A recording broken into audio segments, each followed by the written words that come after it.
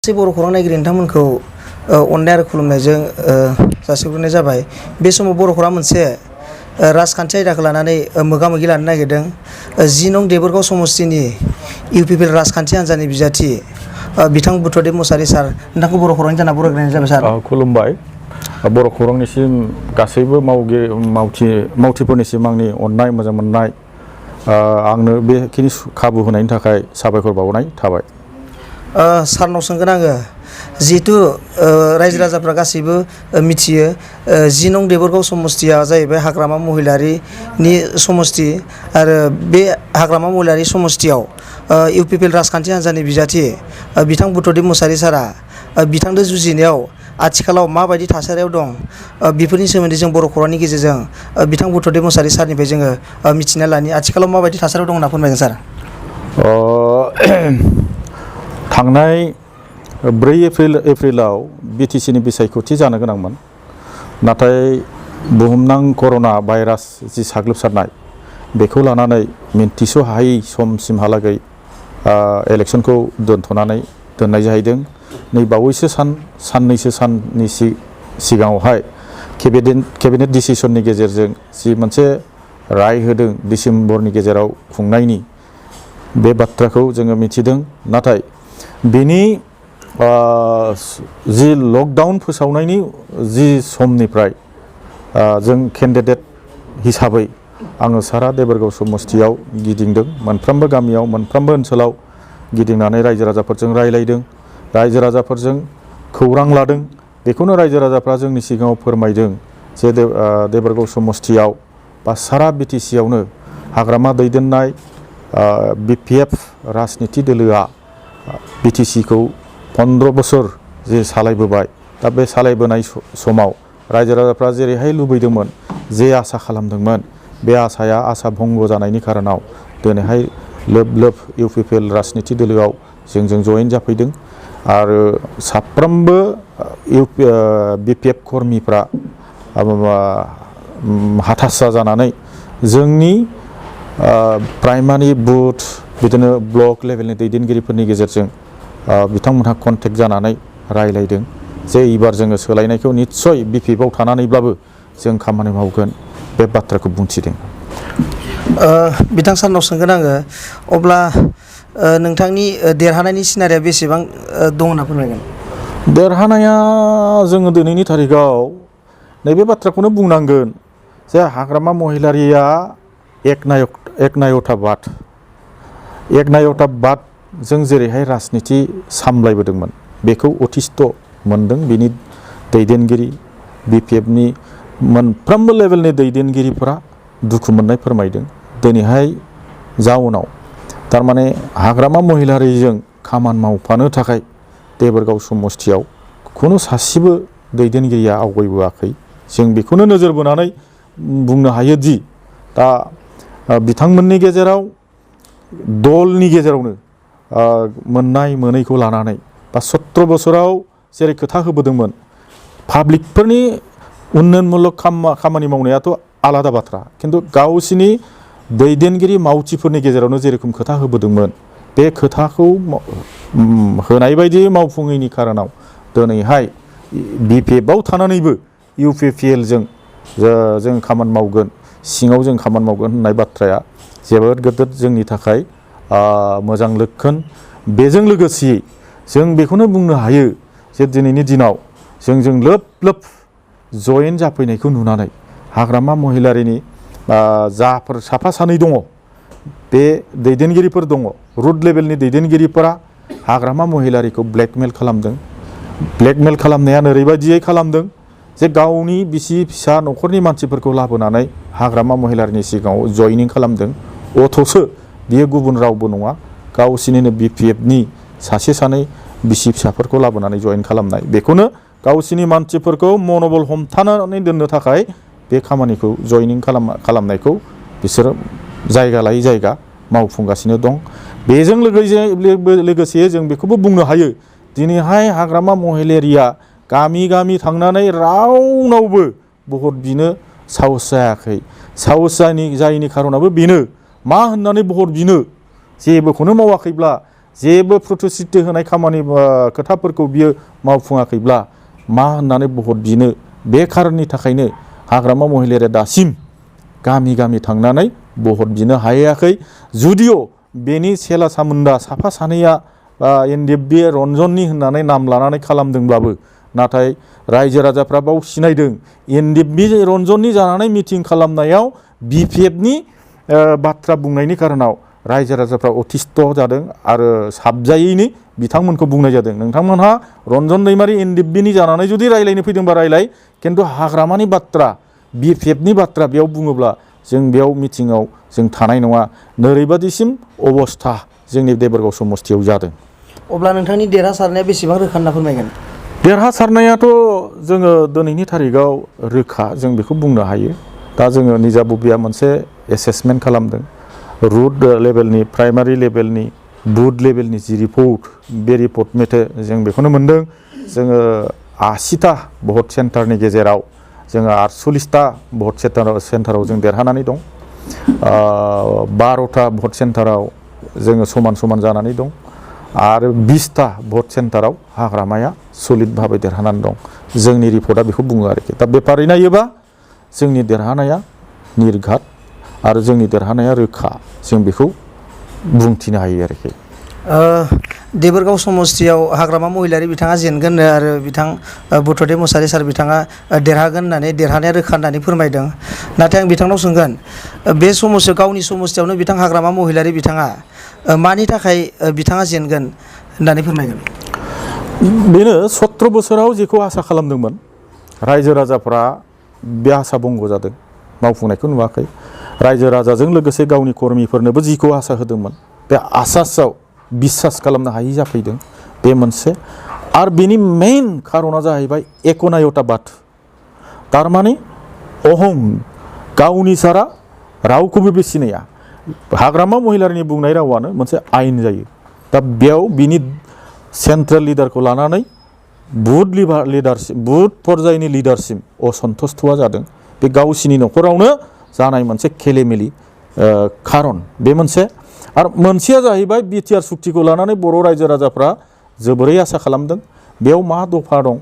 मा गैया बेखौ आखरे आखरे मावफुंनांगौनि कारनाव इउपिपिएलनि सोरखार लाबोनांगौ इउपिपिएल सोरखार जानांगौब्ला देबरगाव समस्तिनिफ्रायबो इउपिपिएलनि बिजाथिया देरहानांगौ बेयो नैथि थामथियाव जाहैबाय बेयाव इनकम्बेन्सि फेक्टरा बिराद गिदिर मोनसे खामानि मावदों बाव मोननाय मोनैखौ लानानैनो हारसा बर' गासैबो जे एबार सोलायनायखौ नांगौ बे सोलायनायनि मुङावनो जों मा बुंदों बुङाखै गावसोरनो 17 बोसोराव गोलाव हाग्रामानि दैदेननाय सरकाराव गावनि मेगनजोंनो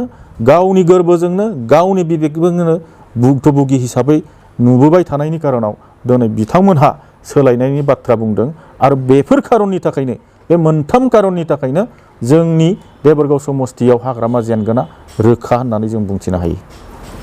बिथांनाव सोंगोन आङो जों ससियेल मिडियायाव गासिबो नुनो मोनबाय थादों 10 नं देबरगाव समस्तियाव बिपिएफनि गोबां दैदेनगिरिफ्रा सानफ्रोमबो फ्राय जों इउपिपिएल राजखान्थि हान्जायाव जयेन जानायखौ नुनो मोनदों बे मा जाहोननि थाखाय जादों होनना फोरमायगोन सारा? इउपिपिएलआव जयेन जानाया इउपिपिएलआव जयेन जानाया बेनो परिबर्तन नांगौ आरो जोंनो माने गोग्गो खुंथाय नांगौ जाख्ल'नाय गैयै सरखार नांगौ दा दिनैहाय हाग्रामा महिलारिनि माबायाव सियाराव गोदान सासे जैगथा व्यक्ति बेयाव फज'नांगौ नैबे सान्थौखौ लानानैनो दुलाराय बिटिसिआव थानाय रायजो राजाफोरजों लोगोसे हाग्रामा समस्ति देबरगाव समस्तिनि रायजो राजाफ्राबो दिनैहाय बे एखे बाथ्राखौनो साननानै लोब लोब हारसा बर' जोंनो जैगथा व्यक्ति सारा बिटिआराव थानाय बिभिन्न जाति जनगोष्ठीखौ दैदेननो हानाय सासे जैग व्यक्ति नांगौ बे बाथ्राखौ लानानै दिनैहाय लोब लोब जोंनि राजखान्थि दोलोआव जयेन जाफैदों। बिथां बुधदेव मुसाहारि सार बिथाङा बुंदों 10 नं देबरगाव समस्तियाव गाव देरहागोन होनदों नाथाय देरहाखांनायनि उनाव बिथाङा बे ओनसोलनि गोबां बेकार लाइमोन सेंग्रा सिख्लाफोरनि बिथाङा जौगानायनि मा खामानि मावगोन होननानै जों बर' खौरांनि गेजेरजों मिथिनानै लानि। आच्छा देरहाखांनायनि उनाव मा मावगोन बे बाथ्रायाथ' गोबां दं नाथाय बेनि गेजेराव आं स्पेसियेल भाबे जोंनि देबरगाव समस्तिया आबादारिजों आबाद गाहाय मोनसे समस्ति बेनिखाय आङो बुंदों आबादनि सेक्टराव एग्रिकालचार सेक्टराव गिबिसिन आङो गुरुत्त होगोन सेकेन्डलि जोङो लाइमोनफोरनि जि दिसोहारा जानाय बेखौ जाहाथे जोङो जिउखां राहा होनानै लाइमोनफोरनो मोनफा मोनफा खामानि होनानै जों थांनानै थानाय हानायनि जे राहा खालामनो हायो बिनि सायाव आं नोजोर बोनानै लाइमोनफोरनो मोनसे संस्थापन होनायनि आग-भाग खामानिखौ आं मावगोन। गोबाव सम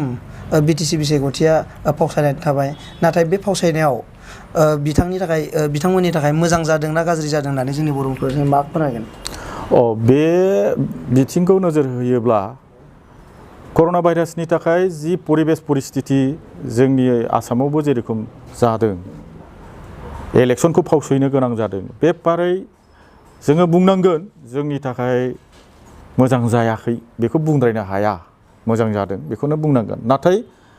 बिदि होननानै रायजो राजाफ्रा जेरै आसा खालामदोंमोन जे इलेक्सन जानायनि उनाव रायजो राजानि जि सरकार बे सरकारखौ जेरै लुबैदोंमोन दासिमबो लुबैनानै दं जोंबो लुबैदों दा गोबाव सम गभर्नर सासन जाबाय थानायनि खारनाव जे डेम'क्रेसिनि जि मोनथाय बे मोनथायखौ रायजो राजाफ्रा होबथानानै दोननाय अनुभब खालामदों बेनिखायनो आंबो बा देबरगाव समस्तिनि रायजो राजाफ्राबो जे जुदि कभिड-19नि जि परिबेस बे परिबेसा जुदि थाबैनो जेने रिकभार खालामनायनि बा मेनेज जानायनि मोनसे राहा दंब्ला कभिड-19नि जि प्रट'कल बे प्रट'कलखौ मानिनानै थाबै इलेक्सन खालामनायखौ जोङो लुबैयो। बिथांनाव सोंगोन आङो 2020 मायथाइनि 27 जानुवारियाव मोनसे बिटिआर रेकर्ड जानानै थांबाय नाथाय बियो आथिखालाव गोबां मोनसे इमप्लिमेन्ट जाबाय थानायखौ जों नुनो मोन्दों नाथाय मा फोरमायगोन? इमप्लिमेन्ट जादों जों बेखौ नुदों दासिम आसामाव 30था बेबादिनो एकर्ड जाबाय नाथाय बेनि गेजेराव दासिमबो गोबां एकर्डआ मावफुंजायाखै जायनि खारनाव मावफुंजायैनि खारनाव गुबुन गुबुन एकर्ड खालामग्रा दोलोफ्रा गोदानै आरो राजा लामायाव फैफिननायखौबो जों नुनो मोन्दों जेन आं बेखौनो बुंगोन जेन जोंनि आसाम सरकारा बर' सान्थि सुक्तिखौ जेन बेबादि खालामाखै बा खालामा बेखौ खावलायगोन दिनैहाय जि मोनसेनि उनाव मोनसे जे बर' एकर्डखौ इमप्लिमेन्ट खालामदों बेखौ आङो आंनिफ्राय गोरबोनिफ्रायनो बरायदों आरो बेबायदियैनो जोङो मेकानिजम माबाखौबो लाबोफानानै मावफुंनायनि नामाव मावफुंनायखौ जोङो आबुङै महर होयो बेनि थाखाय आसाम सरकार आरो आसामनि गिबि मन्त्रि सर्बानन्द सन'वाल आरो प्रभाबशाली आसामनि मन्त्रि डक्टर हिमन्त बिश्व शर्मा बिथांमोननि जि इनिसिएटिभ लानानै बर' एकर्डखौ मावफुंनायनि थाखाय जोङो साबायखर होआबा थानो हाया दा बिथांमोननि बे डिसिसनखौ बरायनायजों लोगोसे आङो सासे बिजाथि जानानै इउपिपिएलनि बिजाथि जानानै बिथांमोननि डिसिसनखौ बरायो आरो बिथांमोननिसिम हाजासे थेंक्स हरनाय जायो। बावैसो सिगां बिटिआरनि बाहेरनि बर' रायजो राजाफोरा BKWSA बर' कसारि वेलफेयार अट'नमास काउन्सिल मोनसे एकर्ड जानानै थांबाय बेनि सोमोन्दै मा फोरमायगोन सारा? बर' कसारि वेलफेयार अट'नमास काउन्सिल बेयो जाहैबाय जोंनि एकर्डनिनो मोनसे दफा बे दफानि स्पिरिटआ बेनो जे बिटिआरनि बायजोआव थानाय जि बर'फोर बे बर'फोरा रांखान्थि राजखान्थि बा माबा हारिमु जौगानायनि जि मोन्थाय बे मोन्थायखौ बिथांमोनहाबो मोननो हायो बेनिनो मोनसे स्पिरिट आरो दिनैहाय आसाम सरकारा मावफुंनानै होनायखौ जोङो जोबोरैनो बरायदों आरो बिथांमोनहा जोंनि बिटिसिआव जेरेखम थानाय बर'फोर बे बर'फ्रा जेरैहाय गावनि खुंथायनि गेजेरजों रांखान्थि राजखान्थि राव हारिमु थुनलाइ फोथांनानै लाखिनानै जेरेखम बर' हिसाबै थांनानै थानायनि जि राहा बे राहाखौ खालामदों थिग बेबादिनो बिटिआरनि बायजोआव थानाय बर'फ्राबो बर' जाथि थांनानै थानायनि राहाखौ एबारनिफ्राय थांनानै थानो हानायनि राहाखौ मावनो हागोन बे आसा आरो मिजिंखौ लानानै बिथांमोनहाबो जे पजिटिभ सेन्स जों जे मावलाङो बेनि थाखाय आङो आंनिफ्राय साबायखर बावनायजों लोगोसे बिथांमोननिसिम इयुन भबिष्यतआ जेन गोजों जाथों बेखौ इसोरनि खाथियाव आर'ज गाबनानै आङो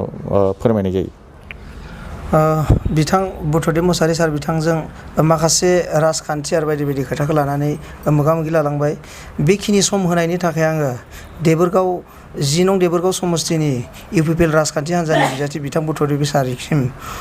अननाय आरो खुलुमनायजों बेखिनियावनो मोगा मोगि फोजोबनाय जाबाय सार। साबायखर थाबाय नोंथांमोन बर' खौरांनिसिम। दा आंनि बुंनांगौ बाथ्राफोरखौ नोंथांमोननि चेनेलनि गेजेरजों बुंथिनो मोननानै आं निस्सय आनन्द गोजोननाय मोनदों। नोंथांमोन साफ्रोमबो मावथिफोरनिसिम आंनि फिन खेबसेबाव साबायखर बावनानै आंबो आंनि बुंथिनायखौ बावनो फोजोबबाय। बेखिनियावनो फोजोबनाय जाबाय बर' खौरां।